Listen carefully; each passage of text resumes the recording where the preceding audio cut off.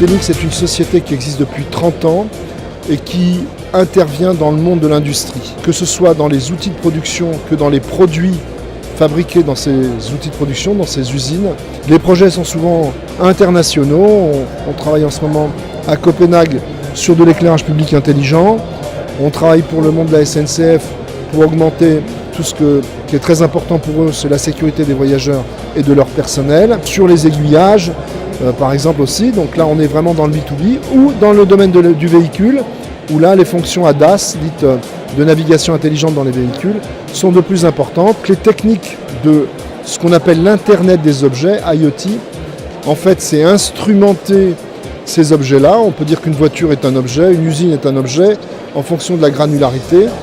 On va les instrumenter de capteurs, récolter des données et les traiter de façon automatique, intelligente, de la façon la plus pertinente possible, avec tout un travail sur des plateformes dites d'IoT, un travail qui va finalement exploiter ces données par des algorithmes et qui vont permettre soit d'optimiser justement la productivité, c'est le premier cas quand on est en B2B, soit de gagner de nouveaux clients. Et donc, dans ces approches d'IoT, ce qui est très important, c'est la fiabilité, puisqu'on est sur des systèmes critiques. Dans une voiture, sur un aiguillage de train, sur le long d'une ligne de TGV, dans une usine qui produit en grande quantité à des cadences très importantes, le bug n'est pas permis. Et on essaye de plus en plus de remonter de l'information en temps réel pour l'analyser,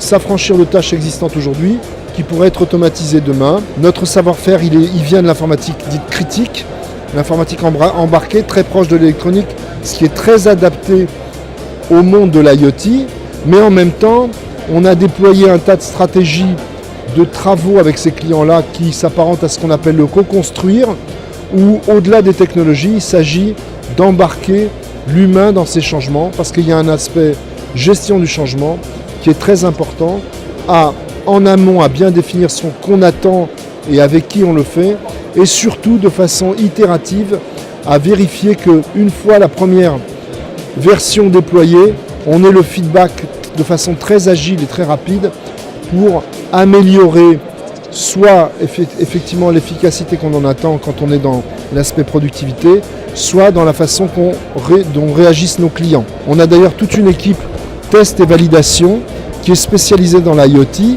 Le futur, c'est les usages. C'est-à-dire qu'on va plutôt, que ce soit quand on est dans une logique d'attrition de nouveaux clients, d'attrition de clients existants ou d'attraction de nouveaux clients, c'est de faire payer pour le service qu'on rend.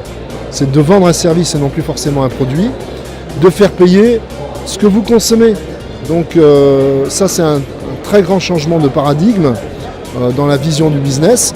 Quand on est dans l'organisation optimiser les coûts, ça va changer les métiers parce que ça a des impacts sur l'emploi. Et donc le futur, il va consister à faire évoluer les métiers déjà en place et à intégrer de nouvelles compétences dans les entreprises.